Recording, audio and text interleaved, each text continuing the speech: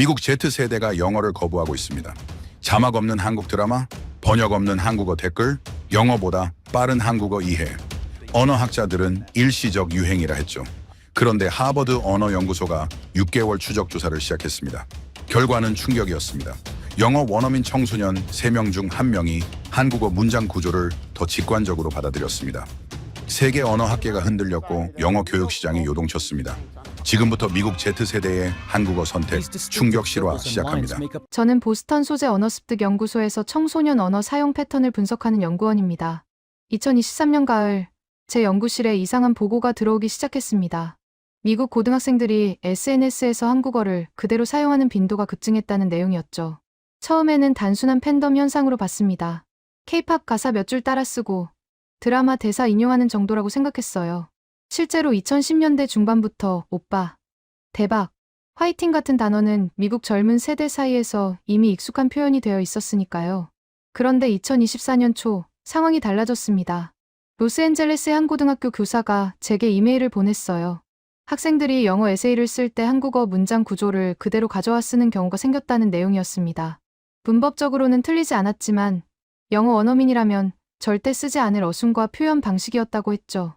저는 이 현상을 직접 확인하기로 했습니다. 보스턴, 뉴욕, 로스앤젤레스 세 도시에서 14세에서 19세 청소년 120명을 모집했어요.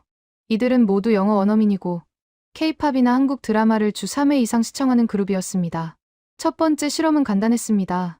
같은 상황을 설명하는 한국어 자막 영상과 영어 더빙 영상을 각각 보여주고 어떤 쪽이 더 빨리 이해되는지 물었죠. 결과는 예상 밖이었습니다. 120명 중 38명이 한국어 자막이 더 빠르게 이해됐다고 답했어요. 이 비율은 31.6%입니다. 영어 원어민 3명 중 1명이 모국어보다 외국어를 더 직관적으로 받아들인 겁니다. 저는 처음에 실험 설계에 오류가 있다고 생각했어요. 하지만 같은 실험을 다른 그룹으로 2번 더 반복했을 때도 결과는 비슷했습니다. 더 놀라운 건 그 이유였습니다. 학생들에게 왜 한국어가 더 빠르게 이해됐냐고 물었을 때 대부분이 이렇게 답했어요. 영어는 설명을 해야 하는데 한국어는 그냥 느껴진다고요. 한 17세 학생은 이렇게 말했습니다. 영어로 누군가 화났다는 걸 표현하려면 단어를 골라야 하는데 한국어는 말끝만 들어도 바로 안다고요. 저는 이게 단순히 문화적 익숙함 때문이라고 생각했습니다. 드라마를 많이 봐서 패턴에 익숙해진 거라고요. 그래서 2번째 실험을 설계했습니다. 이번에는 학생들이 한 번도 보지 않은 새로운 한국 드라마 장면을 보여줬어요. 자막도 없고 맥락 설명도 없는 상태였습니다. 결과는 더 충격적이었습니다. 38명 중 29명이 대략적인 상황과 감정을 맞췄어요. 심지어 누가 상사이고 누가 부하인지, 누가 사과하는 중인지도 파악했습니다. 이들은 단어를 몰라도 문장 구조와 말투만으로 관계와 상황을 읽어낸 겁니다. 저는 이 시점에서 확신했습니다. 이건 단순한 문화 현상이 아니라 언어 습득 방식의 변화라는 거려. 미국 청소년들이 한국어를 배우는 게 아니라 한국어 사고방식에 익숙해지고 있다는 겁니다. 연구실로 돌아와 동료들에게 결과를 공유했을 때 반응은 회의적이었습니다. 한 선배 연구원은 이렇게 말했어요. 그건 그냥 젊은 애들이 드라마를 많이 봐서 그런 거라고요. 몇 년 지나면 사라질 유행이라고 했습니다. 하지만 저는 동의할 수 없었습니다. 왜냐하면 이 학생들은 한국어를 능숙하게 구사하지 못했거든요. 발음도 서툴고 단어도 많이 모릅니다. 그런데 문장의 흐름과 감정은 정확하게 읽어냈어요. 이건 언어 능력이 아니라 사고 구조의 변화였습니다. 저는 더 깊이 파고들기로 했습니다. 이 현상이 얼마나 광범위한지, 그리고 왜 발생하는지 명확히 밝혀야 한다고 생각했어요. 2024년 3월, 저는 연구 제안서를 작성해 연구소에 제출했습니다. 제목은 이랬습니다. 미국 청소년의 한국어 문장 구조 습득 패턴 분석. 제안서는 3주 만에 승인됐습니다. 연구소 측은 흥미롭다는 반응이었지만 동시에 조심스러워했어요. 한국어가 미국 청소년에게 미치는 영향이라는 주제 자체가 학계에서는 아직 생소했거든요. 일부 동료들은 이렇게 말했습니다. 그냥 K-팝 팬들 특수 사례 아니냐고요. 저는 그 말이 틀렸다는 걸 증명하고 싶었습니다. 2024년 4월부터 본격적인 데이터 수집에 들어갔어요. 이번에는 규모를 키웠습니다. 전국 12개 도시, 500명의 청소년을 대상으로 6개월간 추적 조사를 진행하기로 했죠. 조사 방식은 단순했습니다. 참가자들에게 매주 한 번씩 짧은 영상을 보여주고 그들이 어떤 언어로 먼저 반응하는지 기록했어요. 영상은 감정 표현이 중요한 장면들로 구성했습니다. 사과, 거절, 칭찬, 비난 같은 상황이었죠. 첫 달 결과가 나왔을 때 저는 놀랐습니다. 500명 중 140명이 한국어 표현을 먼저 떠올렸어요. 이들은 영어로 번역하기 전에 한국어 문장 구조로 생각을 정리했습니다. 한 16세 학생은 이렇게 설명했어요. 영어로는 I'm sorry밖에 없는데 한국어는 미안해, 미안합니다, 죄송합니다가 다 다르다고요. 그게 더 정확하다고 했습니다. 두 번째 달에는 패턴이 더 명확해졌습니다. 참가자들이 한국 드라마나 K-팝 영상을 볼 때 자막을 끄는 비율이 늘어났어요. 처음에는 15%였는데 8주 차이는 32%까지 올라갔습니다. 이들은 단어를 완전히 이해하지 못해도 맥락과 감정선으로 내용을 파악했습니다. 저는 이 결과를 들고 5월에 보스턴에서 열린 언어학회에 참석했습니다. 발표 제목은 이랬어요. 미국 지세대 한국어 문장 구조 수용 현상. 100명 정도의 연구자들 앞에서 데이터를 공개했죠. 반응은 싸늘했습니다. 한 컬럼비아대 교수가 손을 들었어요. 그 학생들이 한국계 미국인 아니냐고 물었습니다. 저는 아니라고 답했어요. 500명 중 한국계는 12명 뿐이고 그들을 제외해도 결과는 동일하다고 설명했습니다. 또 다른 교수가 질문했습니다. 샘플 사이즈가 작다고 했어요. 500명으로 미국 전체 청소년을 대표할 수 없다고요. 저는 동의했습니다. 그래서 규모를 더 키울 계획이라고 말했죠. 하지만 가장 강한 반발은 예일대 언어학과 교수에게서 나왔습니다. 그는 단호하게 말했어요. 이건 언어 습득이 아니라 문화적 모방이라고요. 청소년들이 한국 연예인을 따라하려고 몇 가지 표현을 외운 것뿐이라고 했습니다. 진짜 언어 습득은 문법과 어휘를 체계적으로 배우는 것이라고 강조했죠. 저는 반박했습니다. 이 학생들은 한국어 문법을 배운 적이 없다고요. 그런데도 높임말과 반말의 차이를 구분하고 문장 끝의 뉘앙스를 감지한다고 설명했습니다. 이건 단순 모방으로는 불가능하다고 했어요. 그 교수는 웃으며 이렇게 말했습니다. 젊은 연구자가 열정은 좋은데 과학적 엄밀함이 부족하다고요. 한국 정부나 한국 기업의 지원을 받았냐고 물었습니다. 저는 받지 않았다고 답했어요. 하지만 그의 질문 뒤에 숨은 의도는 분명했습니다. 제 연구가 편향됐다는 암시였죠. 발표가 끝나고 복도에서 몇몇 젊은 연구자들이 다가왔습니다. 그들은 흥미롭다고 말했어요. 하지만 조심하라고 충고했습니다. 이런 주제는 학계에서 아직 받아들여지지 않는다고요. 특히 영어의 지배력을 흔드는 연구는 더 그렇다고 했습니다. 저는 실망했지만 포기하지 않았습니다. 오히려 더 확실한 증거를 모으기로 결심했어요. 6월에는 참가자 수를 1000명으로 늘렸습니다. 이번에는 한국 문화에 전혀 관심 없는 그룹도 포함시켰어요. 통제 집단을 만들어 비교하기 위해서였죠. 동시에 뇌과학 연구팀과 협력을 시작했습니다. MRI 스캔을 통해 청소년들이 한국어를 들을 때 뇌의 어느 부분이 활성화되는지 확인하기로 했어요. 만약 언어 처리 영역이 반응한다면 이건 단순한 문화 현상이 아니라 실제 언어 습득이라는 걸 증명할 수 있었습니다. 7월 중순 첫 번째 MRI 결과가 나왔습니다. 한국 드라마를 주 5회 이상 시청하는 청소년 20명을 대상으로 한 실험이었어요. 그들에게 한국어 대화를 들려주고 뇌활동을 측정했습니다. 결과는 명확했습니다. 브로카 영역과 베르니케 영역, 즉 언어 이해와 생성을 담당하는 뇌 부위가 활성화됐어요. 이건 외국어를 배울 때 나타나는 전형적인 패턴이었습니다. 단순히 소리를 듣는 게 아니라 의미를 처리하고 있었던 겁니다. 더 놀라운 건 이들이 한국어를 정식으로 배운 적이 없다는 사실이었습니다. 학교에서 한국어 수업을 들은 적도 없고 교재를 산 적도 없었어요. 그저 드라마와 음악을 반복해서 들었을 뿐이었습니다. 그런데 뇌는 이미 한국어를 언어로 인식하고 처리하고 있었던 겁니다. 저는 이 결과를 가지고 연구소 회의에 참석했습니다. 이번에는 소장이 직접 배석했어요. 데이터를 보여주자 그는 고개를 끄덕였습니다. 흥미롭다고 했죠. 하지만 곧바로 질문이 이어졌습니다. 이 현상이 얼마나 지속될 것 같냐고요. 저는 솔직하게 답했습니다. 모르겠다고요. 하지만 현재 진행 중인 변화는 분명하다고 말했습니다. 미국 청소년들이 한국어 사고방식에 익숙해지고 있고 이건 단순한 유행이 아니라 언어 습득의 새로운 방식이라고 강조했어요. 소장은 잠시 생각하더니 말했습니다. 계속 진행하라고요. 하지만 신중하게 접근하라고 당부했습니다. 이 연구가 정치적 논쟁으로 번질 수 있다고 경고했죠. 영어의 지배력에 대한 질문은 언제나 민감한 주제라고 했습니다. 저는 알겠다고 답했습니다. 하지만 속으로는 다짐했어요. 정치와 상관없이 진실은 밝혀져야 한다고요. 2024년 8월, 저는 연구실을 벗어나 직접 현장으로 갔습니다. 데이터만으로는 부족하다고 느꼈거든요. 실제로 청소년들이 어떻게 한국어를 사용하는지, 왜 그들이 영어보다 편하다고 느끼는지 직접 들어야 했습니다. 첫 번째 방문지는 뉴욕 브루클린의 한 고등학교였습니다. 교장이 흔쾌히 허락해줬어요. 학교 측도 최근 학생들의 언어 사용 패턴 변화를 감지하고 있었거든요. 특히 작문 시간에 한국어식 표현이 자주 등장한다고 했습니다. 저는 방과 후 자원자 15명과 인터뷰를 진행했습니다. 나이는 15세에서 17세였고 모두 K-팝이나 한국 드라마를 즐겨보는 학생들이었어요. 첫 질문은 간단했습니다. 한국어를 배운 적 있냐고 물었죠. 15명 중 14명이 없다고 답했습니다. 한 명은 온라인 강의를 몇 주 들었지만 포기했다고 했어요.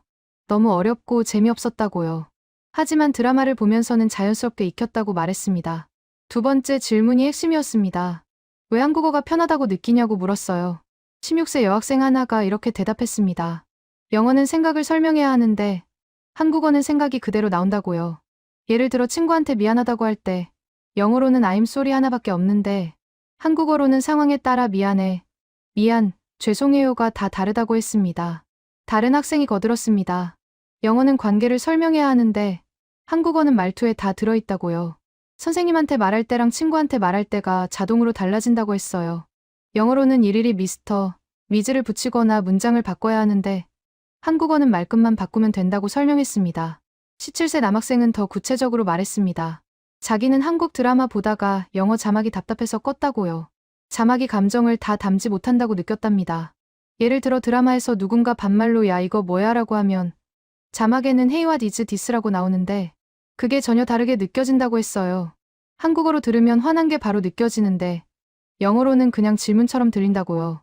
저는 놀랐습니다. 이 학생들은 한국어 문법을 모르지만 문장의 뉘앙스는 정확하게 잡아내고 있었거든요. 높임말과 반말, 격식체와 비격식체의 차이를 본능적으로 감지했습니다.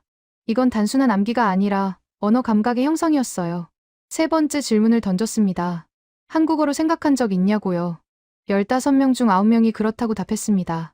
한 학생은 이렇게 말했어요. 친구가 뭔가 잘못했을 때 머릿속에서 야 진짜라는 말이 먼저 떠오른다고요. 영어로 번역하려면 한 박자 늦는다고 했습니다.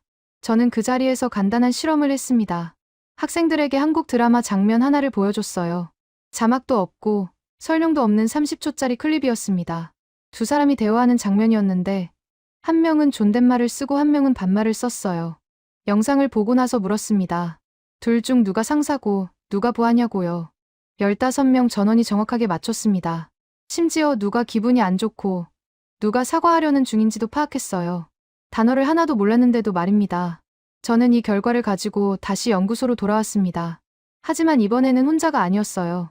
학생 5명이 자원해서 함께 왔습니다. 그들은 직접 연구자들 앞에서 자신들의 경험을 말하고 싶다고 했거든요. 9월 초 연구소 세미나실에서 비공식 발표회가 열렸습니다. 20명 정도의 연구자가 모였어요. 학생들이 앞에 나와 이야기를 시작했습니다. 처음에는 어색했지만 곧 자신감 있게 말했어요. 한 학생이 말했습니다. 자기는 스페인어를 3년 배웠는데 아직도 서툴다고요. 하지만 한국어는 6개월 드라마 보고 나서 대화를 이해할 수 있었다고 했습니다. 왜냐하면 한국어는 맥락과 감정이 문장 안에 다 들어있기 때문이라고 설명했어요. 다른 학생은 자기 경험을 나눴습니다. 어느 날 한국 친구가 카톡으로 메시지를 보냈는데 영어로 번역하려고 하다가 포기했다고요. 번역하면 의미가 사라진다고 느꼈답니다. 그래서 한국어 그대로 읽고 답장도 한국어로 썼다고 했어요. 그게 더 빠르고 정확했다고 말했습니다. 연구자들은 조용히 들었습니다. 몇몇은 고개를 끄덕였고 몇몇은 회의적인 표정을 지었어요. 질문 시간이 되자 한 연구자가 손을 들었습니다. 그 학생들이 특별한 언어 재능을 가진 건 아니냐고 물었죠. 학생 중 하나가 웃으며 답했습니다. 자기는 학교에서 불어 D- 받았다고요. 언어 재능은 전혀 없다고 했습니다. 그냥 한국 드라마가 재밌어서 봤을 뿐이라고요. 그런데 어느 순간 자막 없이도 이해되기 시작했다고 말했습니다. 발표가 끝나고 한중견 연구자가 저에게 다가왔습니다. 그는 조심스럽게 말했어요. 흥미로운 현상이지만 이걸 언어 습득이라고 부를 수 있을지 모르겠다고요. 학생들이 한국어를 말하거나 쓸 수 있냐고 물었습니다. 저는 솔직하게 답했습니다. 대부분 못한다고요. 하지만 이해는 한다고 말했어요. 그게 중요한 차이라고 강조했습니다. 언어 습득은 말하기만이 아니라 이해하기도 포함된다고요. 듣기와 읽기 능력도 언어 능력의 일부라고 설명했습니다. 그 연구자는 고개를 끄덕이더니 조언했습니다. 이 연구를 계속하되 더 많은 증거를 모으라고요. 학계를 설득하려면 감정이 아니라 데이터가 필요하다고 말했습니다. 저는 그 말에 동의했어요. 같은 주, 저는 예상치 못한 연락을 받았습니다. 하버드 언어학과에서 이메일이 온 겁니다. 제 연구에 관심이 있으니 자료를 공유해달라는 내용이었어요. 저는 기뻤습니다. 드디어 주류 학계가 관심을 보이기 시작한 거니까요. 하지만 동시에 긴장됐습니다. 하버드의 평가는 곧 학계 전체의 평가가 될 수 있었거든요. 만약 그들이 제 연구를 부정하면 이 모든 노력이 수포로 돌아갈 수도 있었습니다. 저는 지금까지 모은 모든 데이터를 정리해서 보냈습니다. MRI 스캔 결과, 인터뷰 녹취록, 실험 영상까지 전부 포함했어요. 그리고 기다렸습니다. 9월 말 답장이 왔습니다. 하버드 측은 공동 연구를 제안했어요. 그들의 시설과 인력으로 더 대규모 실험을 진행하자는 제안이었습니다. 조건은 하나였어요. 결과를 있는 그대로 발표할 것, 편향 없이 과학적으로 접근할 것. 저는 받아들였습니다. 이제 싸움은 다음 단계로 넘어갔습니다. 2024년 10월, 저는 하버드 캠퍼스에 도착했습니다. 언어학과 건물 3층, 인지언어 연구실이 제 새로운 작업 공간이었어요. 책임자는 제니퍼 박 교수였습니다. 그녀는 이중언어 습득 분야의 권위자였고 회의적이면서도 열린 태도를 가진 사람이었죠. 첫 미팅에서 박 교수는 단도직입적으로 말했습니다. 당신 연구가 흥미롭지만 샘플 사이즈가 작다고요. 1000명으로는 미국 전체를 대표할 수 없다고 했어요. 하버드에서는 최소 5000명 규모로 진행하자고 제안했습니다. 저는 동의했습니다. 하지만 한 가지 조건을 달았어요. 참가자 선정 기준을 제가 정하겠다고 말했습니다. 박 교수는 잠시 망설이더니 받아들였어요. 대신 모든 데이터는 투명하게 공개하고 제3의 전문가가 검증할 수 있어야 한다고 못 박았습니다. 10월 중순부터 모집이 시작됐습니다. 전국 50개 도시 5,000명의 청소년을 목표로 했어요.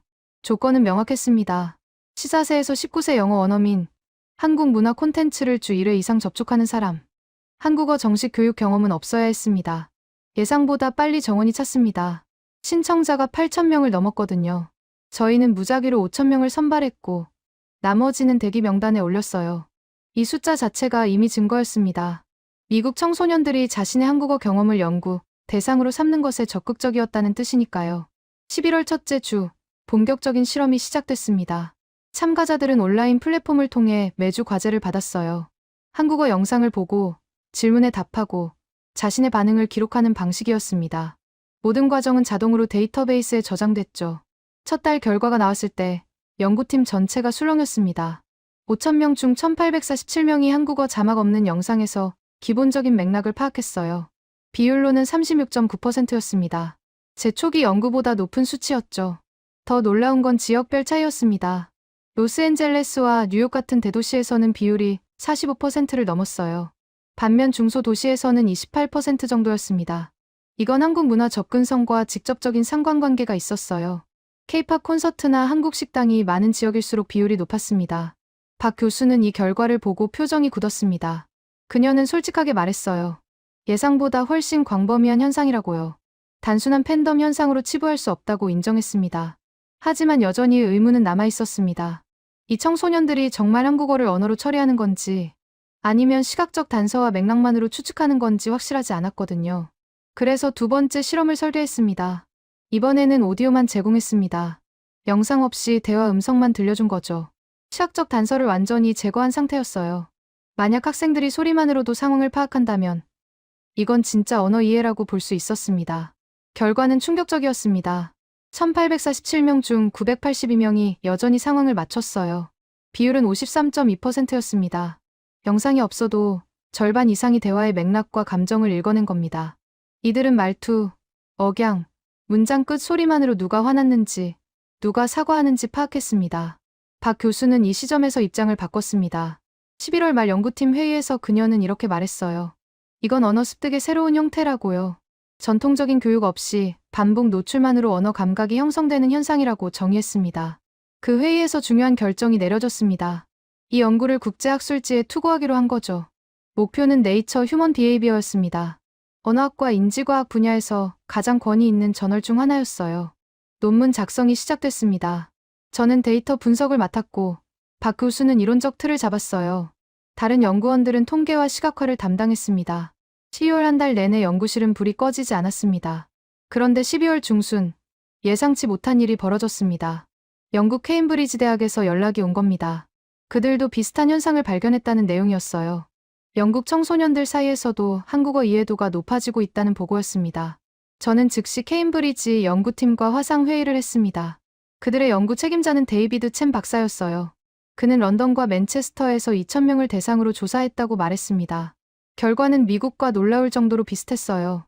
약 34%가 한국어 맥락 파악 능력을 보였다고 했습니다. 첸 박사는 더 놀라운 사실을 알려줬습니다. 독일과 프랑스에서도 유사한 연구가 진행 중이라고요. 베를린 자유대학과 파리 소르본 대학이 각각 조사를 시작했다는 겁니다. 이건 더 이상 미국만의 현상이 아니었어요. 저는 박 교수에게 보고했습니다. 그녀는 즉시 결정을 내렸어요. 국제 공동 연구로 전환하자고요. 미국, 영국, 독일, 프랑스 4개국 연구팀이 협력해서 데이터를 통합하고 비교 분석하기로 했습니다. 2025년 1월 초 첫 번째 국제 화상 회의가 열렸습니다. 4나라 연구팀이 모두 참석했어요. 각국의 데이터를 공유하고 비교했습니다. 패턴은 놀라울 정도로 일치했어요. 미국 36.9%, 영국 34.1%, 독일 31.7%, 프랑스 29.8%. 모든 나라에서 청소년 3명 중 1명이 한국어 맥락 파악 능력을 보였습니다. 언어와 문화가 다른데도 비율이 비슷했다는 건 이게 보편적 현상이라는 뜻이었습니다. 독일 연구팀의 마르쿠스 슈미트 교수가 흥미로운 가설을 제시했습니다. 한국어의 구조적 특성이 이 현상의 핵심일 수 있다고요. 한국어는 문장 끝에 화자의 태도와 감정이 집약되는 교차어라고 설명했어요. 그래서 단어를 몰라도 문장의 뉘앙스를 파악하기 쉽다는 겁니다. 프랑스 팀의 소피 르블랑 박사는 다른 관점을 제시했습니다. K-팝과 한국 드라마의 서사 구조가 감정 전달에 최적화되어 있다고요. 반복적인 감정선과 명확한 캐릭터 관계 설정이 언어 학습을 돕는다고 분석했습니다.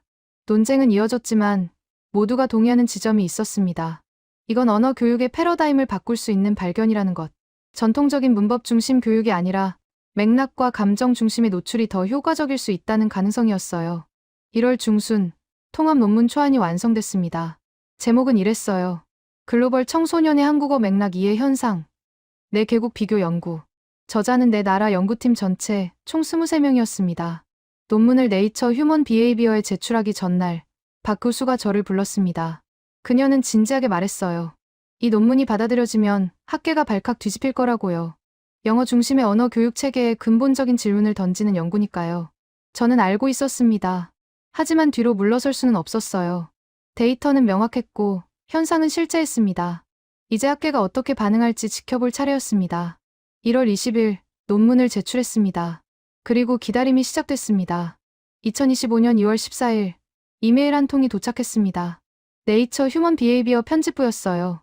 제목은 간단했습니다. 귀하의 논문 심사 결과. 저는 손이 떨렸습니다. 6주간의 기다림이 끝나는 순간이었죠. 이메일을 열었습니다. 첫 문장이 눈에 들어왔어요. 축하드립니다. 귀하의 논문이 1차 심사를 통과했습니다. 저는 소리를 질렀습니다. 연구실에 있던 동료들이 놀라서 쳐다봤어요. 저는 화면을 돌려 보여줬습니다. 모두가 박수를 쳤습니다. 하지만 기쁨은 잠시였습니다. 이메일 아래쪽에 조건이 달려 있었거든요. 3명의 심사위원 중 2명이 추가 실험을 요구했다는 내용이었습니다. 특히 한 심사위원은 이렇게 적었어요. 참가자들이 정말 언어를 이해하는 건지 아니면 문화적 코드를 읽는 건지 구분이 필요하다고요. 박 교수는 침착하게 말했습니다. 예상했던 반응이라고요. 우리가 해야 할 일은 명확하다고 했어요. 언어 이해와 문화적 추측을 분리하는 실험을 설계하는 겁니다. 2월 셋째 주부터 추가 실험이 시작됐습니다. 이번에는 더 엄격한 조건을 적용했어요. 참가자 1,000명을 새로 모집했습니다. 이들에게는 한국 문화에 대한 사전 지식을 전혀 제공하지 않았어요. 드라마 줄거리도 K-팝 가사도 없이 순수하게 대화 음성만 들려줬습니다. 대화 내용은 일상적인 것들이었습니다. 식당 주문, 길 묻기, 약속 잡기 같은 상황이었죠. 문화적 맥락이 거의 필요 없는 장면들이었어요. 만약 참가자들이 이런 상황에서도 의미를 파악한다면 이건 순수한 언어 이해라고 볼 수 있었습니다. 결과는 3주 후에 나왔습니다. 1,000명 중 412명이 상황을 정확하게 파악했어요. 비율은 41.2%였습니다. 이전 실험보다 오히려 높았죠. 문화적 단서가 없는데도 4명 중 1명 이상이 한국어 대화를 이해한 겁니다. 더 중요한 건 오답 패턴이었습니다. 틀린 사람들의 답변을 분석해보니 그들은 무작위로 추측한 게 아니었어요. 대부분 문장의 톤과 억양을 근거로 판단했습니다. 다만 한국어 특유의 말끝 변화를 놓쳐서 세부적인 뉘앙스를 잘못 읽은 경우였죠. 저는 이 데이터를 정리해서 편집부에 보냈습니다. 3월 첫째 주였어요. 그리고 다시 기다렸습니다. 이번에는 2주밖에 걸리지 않았어요. 3월 15일 최종 승인 이메일이 왔습니다. 귀하의 논문이 게재 승인되었습니다. 4월 후에 표지 논문으로 실릴 예정입니다. 저는 그 문장을 3번 읽었습니다. 표지 논문. 그 저널에서 가장 중요하게 다루는 연구라는 뜻이었어요. 박 교수는 즉시 기자회견을 준비했습니다. 네이처 측에서도 보도자료를 배포할 계획이라고 알려왔어요. 이 연구가 학계를 넘어 대중에게도 알려질 거라는 뜻이었습니다. 3월 25일 하버드 캠퍼스에서 사전 브리핑이 열렸습니다. 주요 언론사 기자 30명이 모였어요. 뉴욕타임스, 워싱턴 포스트, BBC, 가디언까지 있었습니다. 박 교수가 먼저 연구 개요를 설명했고 저는 데이터를 발표했습니다. 질문이 쏟아졌습니다. 한 기자가 물었어요. 이게 한국어가 배우기 쉽다는 뜻이냐고요. 저는 아니라고 답했습니다. 한국어가 쉬운 게 아니라 맥락과 감정 전달에 효율적이라는 뜻이라고 설명했어요. 그래서 반복 노출만으로도 기본적인 이해가 가능하다고 덧붙였습니다. 다른 기자가 날카로운 질문을 던졌습니다. 이 연구가 영어 교육에 위협이 되냐고요. 박 교수가 대답했어요. 위협이 아니라 보완이라고요. 언어 교육이 문법 중심에서 맥락 중심으로 진화할 필요가 있다는 시사점이라고 말했습니다. 브리핑이 끝나고 저는 개인적으로 몇몇 기자와 이야기를 나눴습니다. 뉴욕타임스 과학부 기자가 흥미로운 관점을 제시했어요. 이 현상이 인공지능 시대와 관련이 있을 수 있다고요. 기계 번역이 발달하면서 사람들이 원문을 직접 이해하려는 욕구가 커졌을 거라는 분석이었습니다. 저는 그 말에 동의했습니다. 실제로 참가자 인터뷰에서 비슷한 이야기를 들었거든요. 한 학생은 이렇게 말했었어요. 번역된 자막을 보면 뭔가 빠진 것 같다고요. 그래서 원문을 이해하고 싶어졌다고 했습니다. 4월 1일 논문이 정식 출판됐습니다. 네이처 휴먼 비헤이비어 홈페이지 첫 화면에 우리 연구가 올라왔어요. 표지 이미지는 한글 자모와 매스캔 이미지가 결합된 디자인이었습니다. 제목은 이랬어요. 문화 노출을 통한 언어 습득. 글로벌 청소년의 한국어 이해 현상. 출판과 동시에 언론 보도가 터져나왔습니다. 뉴욕타임스는 일면에 실었어요. 제목은 미국 청소년들, 한국어를 영어만큼 이해한다였습니다. 워싱턴 포스트는 교육면 톱기사로 다뤘어요. 언어 교육의 새로운 패러다임이라는 제목이었죠. 영국 가디언은 더 직설적이었습니다. K-팝이 영어 제국을 흔들고 있다는 제목을 뽑았어요. 프랑스 르몽드는 문화 전쟁의 새로운 전선이라고 표현했습니다. 독일 슈피겔은 한국어, 제2글로벌 언어로 부상하나라는 분석 기사를 냈어요. 하지만 가장 큰 반응은 학계에서 나왔습니다. 논문이 출판된 지 일주일 만에 인용 횟수가 200건을 넘었어요. 언어학, 교육학, 인지과학 분야 연구자들이 앞다투어 인용했습니다. 일부는 지지했고 일부는 반박했어요. 옥스퍼드 대학 언어학과 교수는 네이처의 논평을 기고했습니다. 이 연구는 언어 교육의 혁명적 전환점이라고 평가했어요. 반면 예일대 교수는 여전히 회의적이었습니다. 장기적 지속 가능성이 검증되지 않았다고 지적했죠. 4월 중순 미국 언어학회가 긴급 심포지엄을 개최했습니다. 주제는 문화 기반 언어 습득의 미래였어요. 500명 정도의 연구자가 모였습니다. 저와 박 교수는 기조 발표를 맡았어요. 발표장 분위기는 뜨거웠습니다. 질의응답 시간에 한 젊은 연구자가 손을 들었어요. 자기는 일본어 교육을 연구하는데 비슷한 현상을 발견했다고 말했습니다. 일본 애니메이션을 많이 본 미국 학생들도 일본어 맥락 이해도가 높다는 겁니다. 또 다른 연구자는 스페인어에서도 유사한 패턴을 봤다고 했어요. 라틴 음악과 드라마를 통해 스페인어를 자연스럽게 습득하는 사례가 늘고 있다고 보고했습니다. 저는 깨달았습니다. 한국어만의 현상이 아니라 문화 콘텐츠를 통한 언어 습득이라는 더 큰 트렌드의 일부라는 거요. 심포지엄이 끝난 후 박 교수가 저에게 말했습니다. 우리가 연문이 생각보다 크다고요. 이제 언어 교육 전체가 재검토될 거라고 했어요. 저는 고개를 끄덕였습니다. 2년 전 브루클린 고등학교에서 시작된 작은 관찰이 이제 학계 전체를 움직이고 있었습니다. 논문 발표 후 2주가 지난 4월 중순 예상치 못한 곳에서 반응이 터져나왔습니다. 미국 언어 교육 시장이었어요. 전국 규모의 어학원 체인 3곳이 동시에 주가 급락을 경험했습니다. 평균 하락률은 18%였죠. 월스트리트 저널이 긴급 분석 기사를 냈습니다. 제목은 전통적 언어 교육 모델, 위기에 처하다였어요. 기사는 우리 연구를 인용하며 이렇게 지적했습니다. 청소년들이 교실이 아닌 스마트폰으로 언어를 배우고 있다고요. 저는 이 반응이 과하다고 생각했습니다. 우리 연구는 언어 교육을 부정한 게 아니었거든요.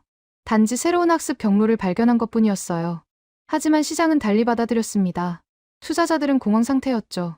4월 20일 전국어학교육협회가 긴급 성명을 발표했습니다.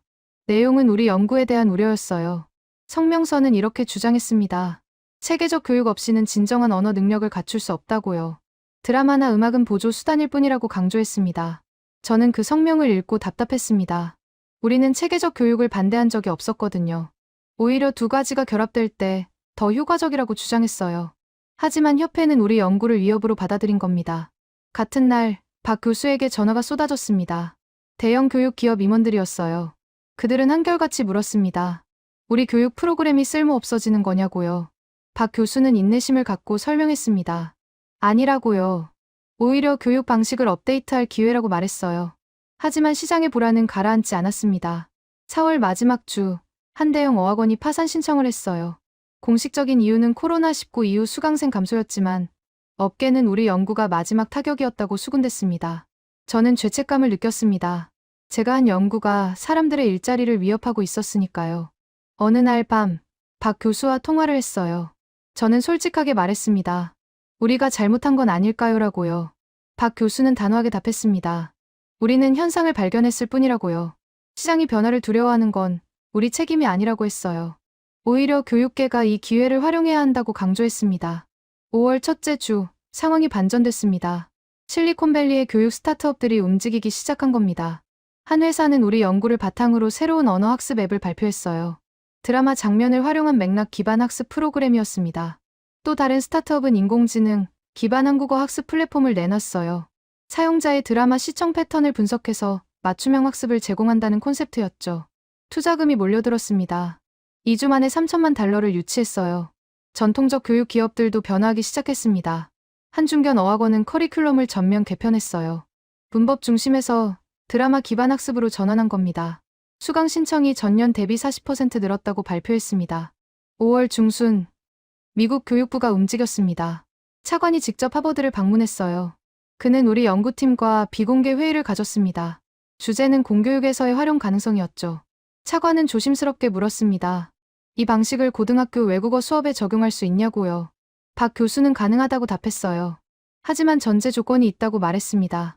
학생들이 실제로 흥미를 느끼는 콘텐츠여야 한다고요. 차관은 고개를 끄덕였습니다. 그는 솔직하게 인정했어요. 현재 외국어 교육이 학생들에게 지루하게 느껴진다고요. 졸업 후 실제로 사용하는 비율도 10%가 안 된다고 했습니다. 뭔가 바뀌어야 한다고 말했어요. 회의가 끝나고 차관은 약속했습니다. 파일럿 프로그램을 시작하겠다고요. 전국 50개 고등학교를 선정해서 문화 콘텐츠 기반 언어 교육을 시범 운영하겠다고 했습니다. 한국어뿐 아니라 스페인어, 프랑스어, 일본어도 포함하기로 했어요.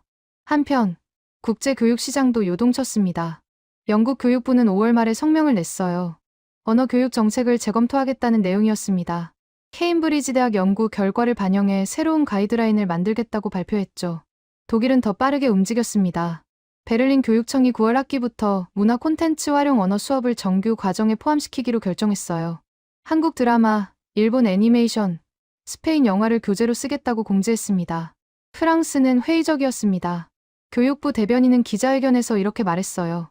프랑스어 교육은 문화와 문법의 정교한 균형이라고요. 단순히 영상을 보는 것만으로는 부족하다고 강조했습니다. 하지만 프랑스 학생들은 달랐습니다. 파리와 리옹의 고등학생 수천 명이 청원을 냈어요. 교육부에 요구한 내용은 명확했습니다. 수업 방식을 바꿔달라고요. 지루한 문법 대신 실제 사용되는 언어를 배우고 싶다고 호소했습니다. 6월 초, 아시아에서도 반응이 나왔습니다. 일본 문부과학성이 우리 연구를 인용한 보고서를 발표했어요. 제목은 글로벌 언어 교육 트렌드와 일본의 대응이었습니다. 보고서는 일본도 문화 콘텐츠를 활용한 언어 교육을 강화해야 한다고 권고했어요. 중국 교육부는 조용했지만 민간 교육 기업들은 발빠르게 움직였습니다. 상하이와 베이징의 여러 학원이 한국 드라마 기반 한국어 강좌를 신설했어요. 수강 신청이 폭주했다고 언론이 보도했습니다. 6월 중순, 저는 전체 상황을 정리해봤습니다. 논문 발표 2달 반 만에 언어 교육 시장이 재편되고 있었어요. 전통적 모델은 위기에 빠졌고 새로운 접근법이 급부상했습니다. 정부와 학계는 정책을 수정하기 시작했죠. 하지만 가장 큰 변화는 학생들에게서 나타났습니다. 전국의 청소년들이 자발적으로 외국어 학습을 시작했어요. 드라마를 보고, 음악을 듣고, 자막을 끄고 다시 보는 방식으로요. 이건 누가 강요한 게 아니었습니다. 재미있고 자연스러워서 선택한 거였어요. 저는 깨달았습니다. 우리가 발견한 건 단순한 학습 방법이 아니라 다음 세대가 세계와 소통하는 새로운 방식이라는 거요. 그리고 이 변화는 이제 막 시작됐을 뿐이었습니다. 2025년 6월 20일, 저는 예상치 못한 이메일을 받았습니다. 발신자는 예일대학교 언어학과 로버트 핸더슨 교수였어요. 2년 전 보스턴 학회에서 제 연구를 날카롭게 비판했던 바로 그 사람이었습니다. 이메일은 짧았습니다. 당신이 옳았습니다. 제가 틀렸습니다. 직접 만나 이야기하고 싶습니다. 저는 화면을 몇 번이나 다시 읽었어요. 이게 진심일까 의심했습니다. 하지만 문장에서 진정성이 느껴졌어요. 저는 답장을 보냈습니다. 예일에서 만나겠다고요. 일주일 후인 6월 27일로 약속을 잡았습니다. 박 교수에게 말하자 그녀는 조심하라고 당부했어요. 학계의 체면 싸움일 수도 있다고 경고했죠. 6월 27일, 저는 예일 캠퍼스에 도착했습니다. 핸더슨 교수의 연구실은 낡은 건물 4층에 있었어요. 문을 두드리자 그가 직접 나와 맞았습니다. 그의 표정은 피곤해 보였어요. 연구실로 들어가자 그는 커피를 권했습니다. 저는 정중히 받았어요. 잠시 침묵이 흘렀습니다. 그가 먼저 입을 열었어요. 제가 당신을 공개적으로 비판한 걸 알고 있습니다. 그건 제 오만이었어요. 저는 놀랐습니다. 학계 원로가 젊은 연구자에게 이렇게 직접 사과하는 경우는 드물거든요. 그는 계속 말했습니다. 당신 연구가 처음 나왔을 때 저는 위협을 느꼈어요. 제가 30년간 쌓아온 언어 교육 이론이 흔들릴까봐 두려웠습니다. 그는 책상 위에 논문 뭉치를 가리켰습니다. 지난 2달간 당신 연구를 계속 읽었어요. 데이터를 재분석하고 반박 논문을 쓰려고 했습니다. 하지만 쓸 수가 없더군요. 당신이 옳았으니까요. 저는 조심스럽게 물었습니다. 무엇이 교수님을 설득했나요? 그는 잠시 생각하더니 답했어요. 제 손자였습니다. 15살인데 한국 드라마를 미친 듯이 봐요. 어느 날 손자가 자막 없이 보길래 물었죠. 이해하냐고요. 손자는 이렇게 답했답니다. 할아버지, 당연하지요. 말투만 들어도 다 알아요. 핸더슨 교수는 쓸쓸하게 웃었어요. 저는 그 순간 깨달았습니다. 제가 교실에서 가르치는 동안 세상은 이미 변하고 있었다는 거요. 그는 창밖을 바라봤습니다. 저는 언어 습득이 반드시 문법부터 시작해야 한다고 믿었어요. 체계가 없으면 진정한 이해도 없다고 생각했죠. 하지만 당신 연구는 그게 유일한 길이 아니라는 걸 보여줬습니다. 저는 조심스럽게 말했습니다. 교수님, 문법 교육이 쓸모없다는 게 아니에요. 단지 다른 경로도 존재한다는 겁니다. 그는 고개를 끄덕였어요. 알아요. 그래서 더 부끄럽습니다. 저는 하나의 길만 옳다고 고집했거든요. 그가 서랍에서 원고 뭉치를 꺼냈습니다. 이걸 보여주고 싶어서 당신을 불렀어요. 제목을 보니 이랬습니다. 언어 교육의 재정에 문화 노출과 체계적 학습의 통합. 저는 놀랐어요. 제가 그동안 주장하던 바로 그 내용이었거든요. 핸더슨 교수는 설명했습니다. 이건 제 반성문입니다. 지난 2달간 썼어요. 제 이론을 완전히 부정하는 게 아니라 당신의 발견과 통합하는 시도입니다. 그는 원고를 제게 내밀었어요. 공저자로 이름을 올려도 될까요? 저는 말문이 막혔습니다. 저를 비판했던 사람이 이제 협력을 제안하고 있었어요. 저는 원고를 받으며 물었습니다. 왜 이렇게까지 하시나요? 그는 단순하게 답했어요. 제가 틀렸으니까요. 그리고 학생들을 위해서입니다. 우리는 2시간 동안 이야기를 나눴습니다. 그는 자신의 학생들이 겪는 어려움을 털어놨어요. 문법을 완벽하게 외워도 실제 대화에서 막히는 학생들이 많다고 했습니다. 반면 드라마를 많이 본 학생들은 문법은 약해도 의사소통은 자연스럽다고 말했어요. 저는 제 생각을 나눴습니다. 2가지가 결합되면 더 강력할 거라고요. 문화 노출로 감각을 키우고 체계적 학습으로 정교함을 더하는 겁니다. 핸더슨 교수는 열정적으로 동의했어요. 그게 바로 제가 쓰려는 논문의 핵심이라고 했습니다. 예일을 떠나기 전 그는 마지막으로 부탁했습니다. 다음 달 미국 언어교육학회 연례 총회에서 함께 발표하자고요. 그는 공개적으로 자신의 과거 입장을 철회하고 새로운 접근법을 지지하겠다고 말했습니다. 저는 받아들였습니다. 이건 단순한 발표가 아니었어요. 학계의 세대 교체를 상징하는 순간이 될 거라고 느꼈습니다. 10월 15일 시카고에서 언어교육학회 총회가 열렸습니다. 대형 컨벤션홀에 1200명의 교육자와 연구자가 모였어요. 저와 핸더슨 교수의 발표는 폐막 세션이었습니다. 가장 주목받는 시간대였죠. 무대에 오르기 전 핸더슨 교수가 제 어깨를 두드렸습니다. 떨리시나요? 저는 솔직하게 답했어요. 네, 많이요. 그는 웃었습니다.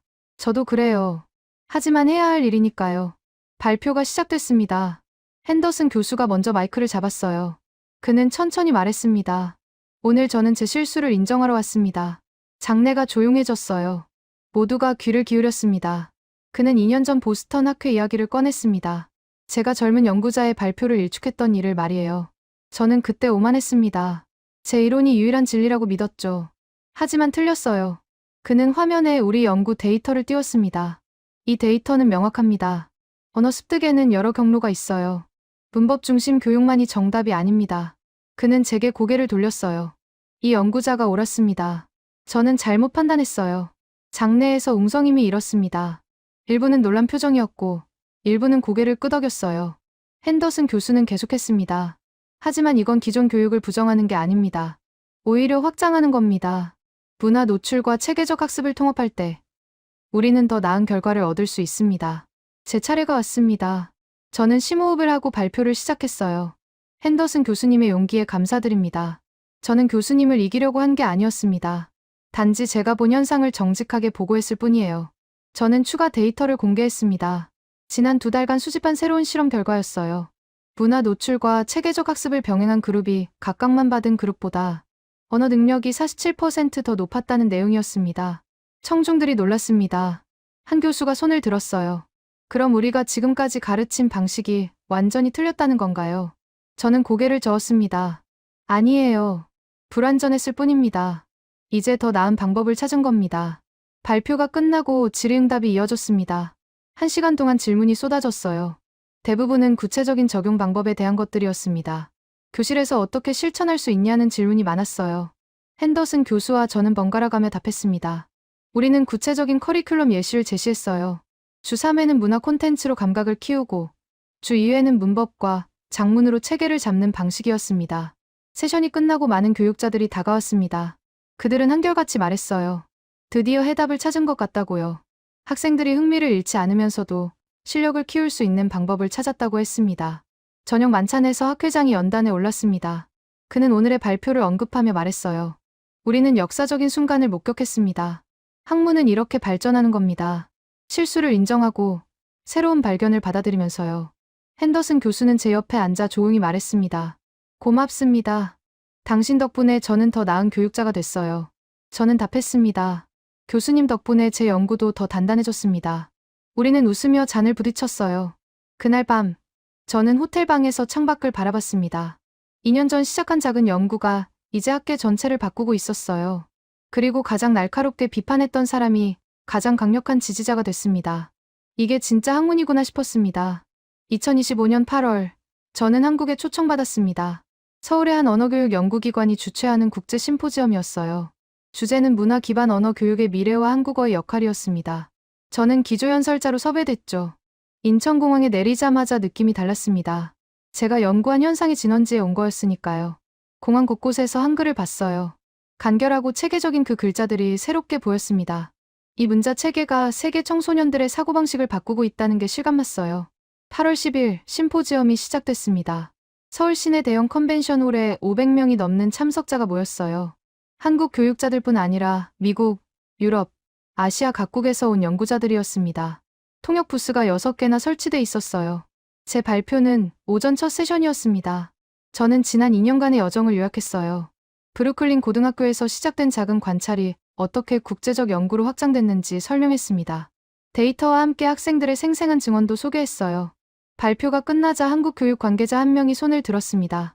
그는 질문보다는 소회를 밝혔어요. 솔직히 처음에는 믿기 어려웠습니다. 외국 청소년들이 한국어를 그렇게 받아들인다는 게요. 하지만 데이터를 보고 확신했습니다. 한국어가 가진 강점을 우리 스스로 몰랐던 것 같아요. 오후 세션에서는 실질적인 협력 방안이 논의됐습니다. 한국 측 참석자들은 글로벌 한국어 교육 플랫폼 구축 의향을 밝혔어요. 문화 콘텐츠와 체계적 학습을 결합한 온라인 프로그램을 만들겠다는 구상이었습니다. 가능하면 전 세계 학습자들이 쉽게 접근할 수 있게 하겠다고 했죠. 미국 교육계 대표도 발언했습니다. 우리는 9월 학기부터 시범 프로그램을 확대합니다. 50개학교에서 시작했지만 이제 규모를 크게 늘릴 계획입니다. 한국 교육기관들과 협력해 교사 연수도 진행하겠다고 밝혔어요. 유럽 교육계 대표는 더 나아갔습니다.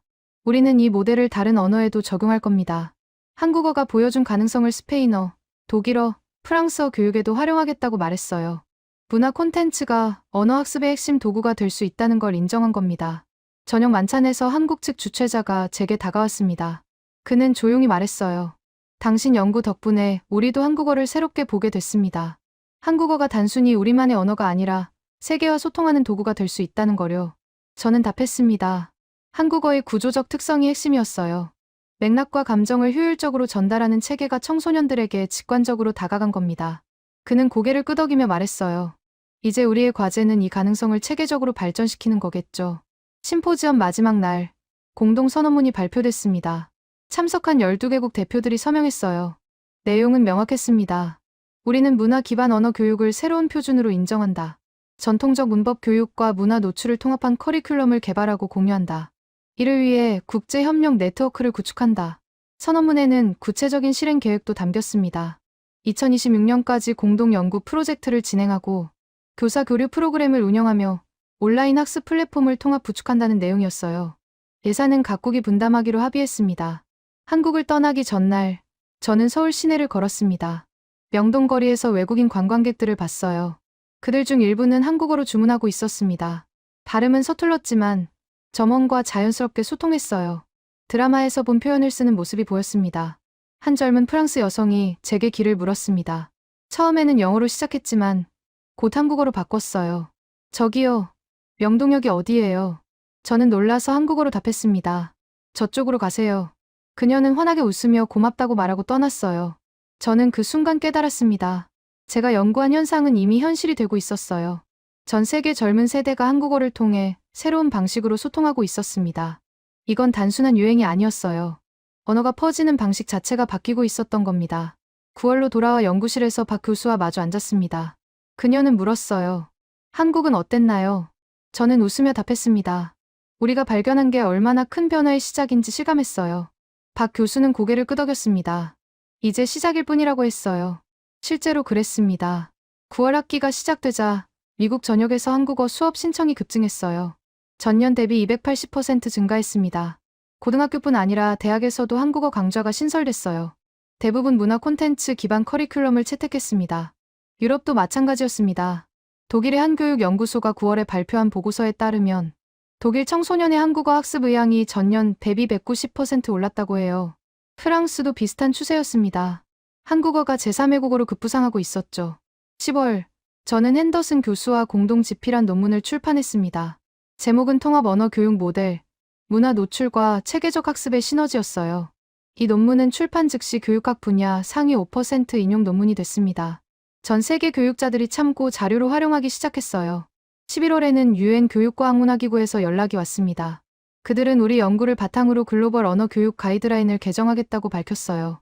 문화 기반 접근법을 공식 권장 사항에 포함시키겠다는 계획이었습니다. 12월, 연말 결산 시즌이 왔습니다. 여러 매체가 올해의 교육 혁신으로 우리 연구를 선정했어요. 한 교육 전문지는 이렇게 평가했습니다. 2025년은 언어 교육의 패러다임이 바뀐 해로 기록될 것이다. 한국어 연구가 그 전환점이었다. 저는 연구실에서 지난 2년을 되돌아봤습니다. 브루클린 고등학교에서 시작된 작은 의문이 학계를 움직이고 교육 정책을 바꾸고 전 세계 청소년들의 학습 방식을 변화시켰어요. 제가 한 건 그저 현상을 관찰하고 정직하게 보고한 것뿐이었습니다. 하지만 그 정직함이 변화를 만들었습니다. 학계는 처음엔 저항했지만 결국 데이터 앞에서 겸손해졌어요. 교육계는 두려워했지만 결국 새로운 가능성을 발견했습니다. 정부들은 회의적이었지만 결국 협력의 길을 선택했죠. 가장 중요한 건 학생들이었습니다. 전 세계 청소년들이 더 이상 언어를 억지로 배우지 않았어요. 그들은 즐기면서 자연스럽게 습득했습니다. 드라마를 보고, 음악을 듣고, 자막 없이 이해하는 과정이 곧 학습이었어요. 2025년 12월 31일, 저는 새해를 맞이하며 생각했습니다. 언어는 장벽이 아니라 다리였어요. 한국어가 보여준 건 문화가 사람들을 연결하는 가장 강력한 도구라는 사실이었습니다. 그리고 다음 세대는 우리가 상상한 것보다 훨씬 빠르게 그 다리를 건너고 있었어요. 새로운 해가 밝았습니다. 앞으로 어떤 변화가 올지 아무도 몰랐어요. 하지만 한 가지는 확실했습니다. 세계는 이미 변하고 있었고, 언어는 그 변화의 중심에 있었습니다. 그리고 저는 그 변화를 목격한 행운아였어요.